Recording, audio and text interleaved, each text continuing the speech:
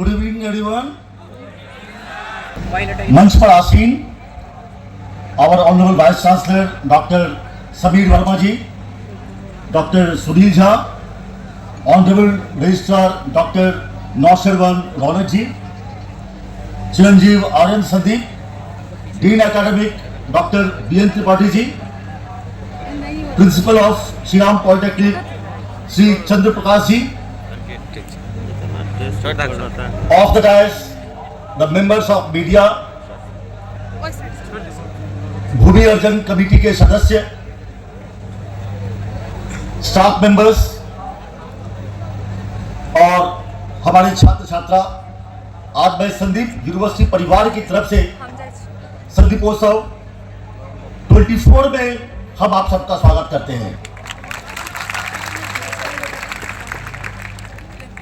Dear students, आज संदीपोत्सव 24 का क्या मतलब है? एकेडमिक्स के साथ साथ ओवरऑल डेवलपमेंट के लिए 360 डिग्री डेवलपमेंट होना जरूरी है। सिर्फ एकेडमिक्स से ही आप सक्सेसफुल हो जाओगे। एकेडमिक्स के साथ साथ एक्स्ट्रा करिकुलर एक्टिविटीज में भी इंटरेस्ट लेना आप लोगों को जरूरी है। आप लोग पिछले 8-10 दिनों से तैयारी करते आ रहे हैं और जिसका समापन आज संदीपोत्सव में होने वाला है, जिसमें आप लोग अपने स्किल और अपने एक्स्ट्रा करिकुलर एक्टिविटीज का आप लोग प्रदर्शन करेंगे। कुछ दिन पहले की घटना है, मैं आप लोगों से बहुत ही इंटरेस्टिंग वाकया शेयर करना चाहूंगा। कुछ दिन पहले की घटना है, यही सिजौल गांव में एक काली मंदिर है, आप लोग देखा होगा। इसी काली मंदिर में एक मेला लगा हुआ था और एक बच्चा 5-6 साल का एक बच्चा वो जाता है एक बलून सेलर के पास। कहां जाता है? बलून सेलर के पास। वो कहता है, अंकल ये पीला बलून क्या ऊपर उड़ेगा? सेलर बोलता है हाँ उड़ेगा। ये नीला बलून? तो यस उड़ेगा। सफेद बलून? उड़ेगा। ये काला बलून उड़ेगा? तो बलून से बोलता हाँ बाबा हाँ उड़ेगा। लास्ट में बलून सेलर बोलता है, बेटे ये तो बलून उड़ता है ना आसमान में, ये अपने रंग के वजह से नहीं उड़ता है कि नीला है कि पीला है कि काला है कि सफेद है, बल्कि यह उड़ता है क्योंकि इसके अंदर में हवा या गैस जो भरा हुआ है उसकी वजह से उड़ता है। तो कहने का मतलब है, आप जितने बच्चे यहां पे बैठे हुए हैं, आप सभी लोग डिफरेंट बैकग्राउंड से आए हुए हैं। सभी का फैमिली बैकग्राउंड डिफरेंट है, फाइनेंशियल बैकग्राउंड डिफरेंट है, कल्चरल बैकग्राउंड डिफरेंट है, आपके स्किल सेट डिफरेंट है, लेकिन फिर भी वही इंसान, वही आदमी, वही बच्चा आगे बढ़ेगा जिसके अंदर में राइट काइंड ऑफ एटीट्यूड है।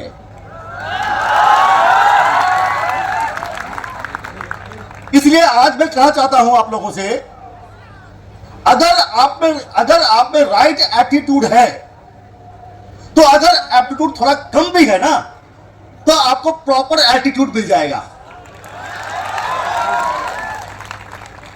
आप लोगों ने आइसबर्ग देखा? आइसबर्ग, आप लोगों ने आइसबर्ग देखा होगा, अगर नहीं देखा है तो गूगल कर लेना। समंदर में जमीन के सतह के ऊपर में हिमखंड देखा होगा आपने। जब आप हिमखंड को देखते हो जब पानी के सतह के ऊपर, तो आपको लगता होगा यह हिमखंड पानी के ऊपर कैसे खड़ा हुआ है। आप यह नहीं देखते हैं तो उस हिमखंड के नीचे एक बहुत बड़ा हिमखंड पानी के सतह के नीचे है। इसलिए जब आप किसी सफल आदमी को देखते हो तो आप उसकी सफलता देखते हैं, आप उसका प्रॉपर्टीज देखते हैं, आप उसका वेल्थ देखते हैं, उसकी कार देखते हैं, उसकी बिल्डिंग देखते हैं, उसकी फैन फॉलोइंग देखते हैं, लेकिन आप यह नहीं देखते हैं जो वो सफल बनने के लिए उस इंसान ने कितना मेहनत किया होगा, कितनी रातें बिना सोए हुए गुजारा है, कितनी तपस्या की है, कितना मेहनत किया है। इसलिए जब मैं आप लोगों से कहना चाहूंगा, जब भी आप किसी सफल इंसान को देखें तो आप समझने की कोशिश करें जो चीज दिखता नहीं है, वो कैसे वो सफल बना होगा, जो दिखता नहीं है उसको पीछे उसको आप ध्यान दें। एक वाकया बताता हूं। एक बहुत पहले हुआ करते थे एक legendary Spanish painter and sculptor Pablo Picasso.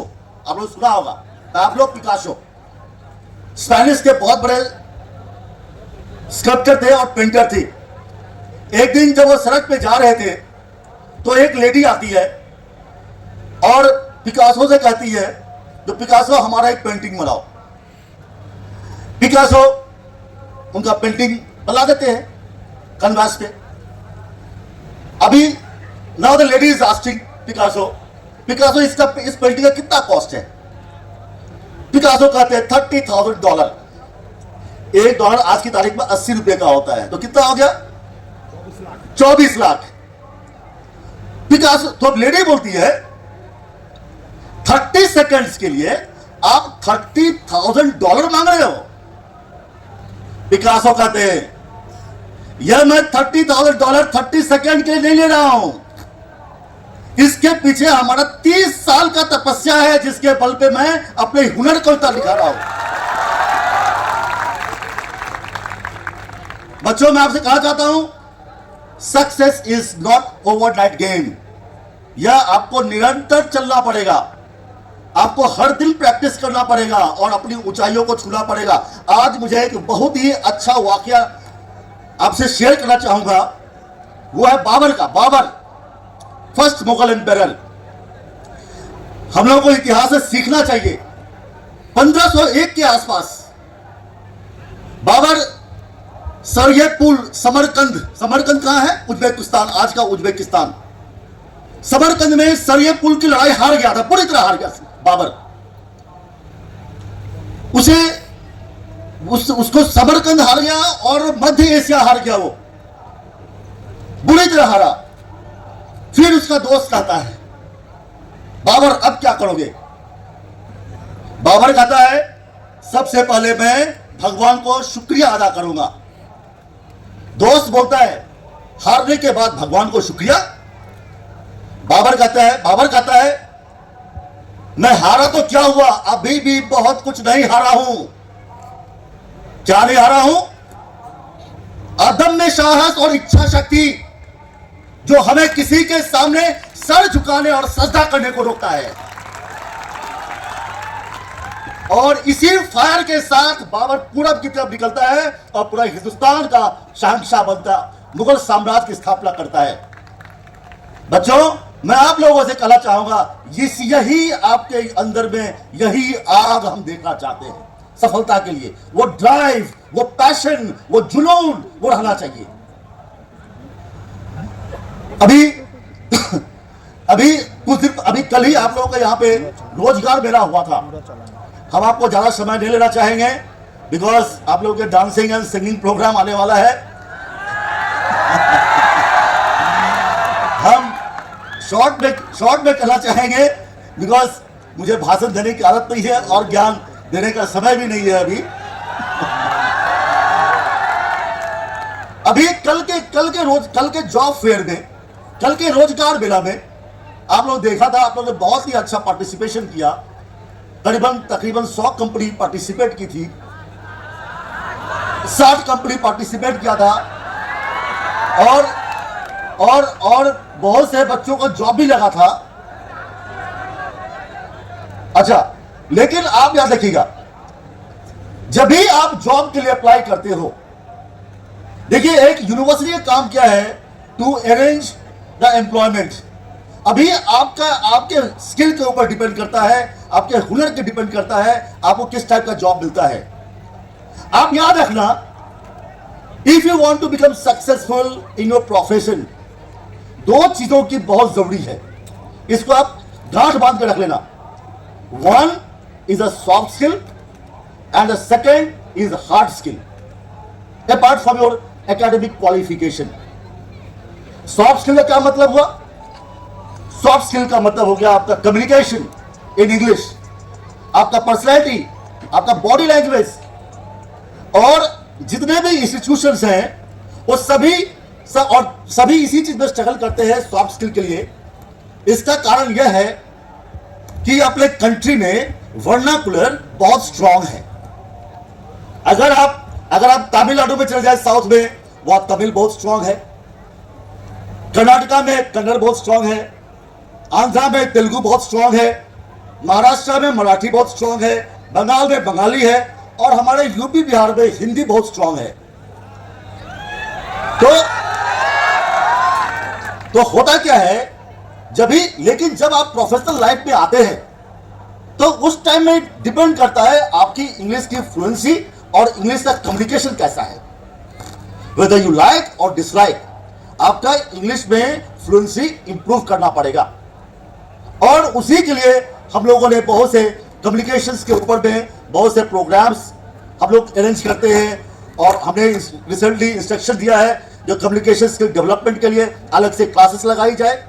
आप लोग इसमें कीन इंटरेस्ट लेंगे और हम चाहते हैं at the end of first year of joining you should be well versed in communication.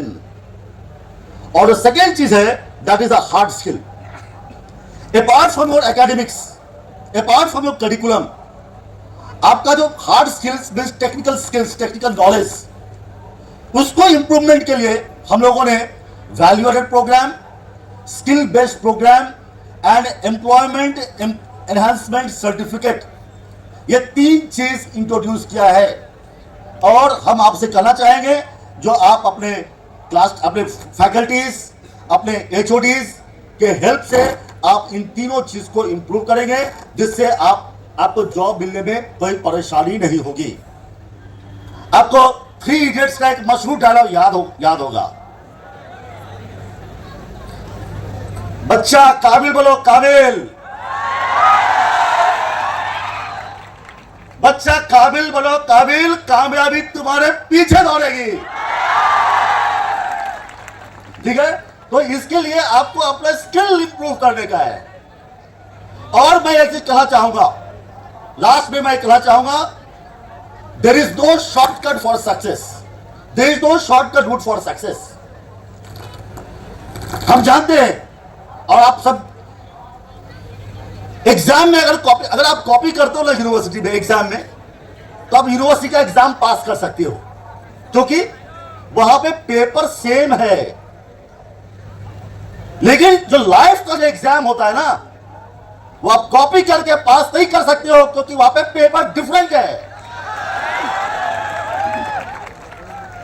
इसलिए मैं ज्यादा समय ले लूंगा, आप लोग एंजॉय करें, learn more and earn more. Thank you very much. जय हिंद।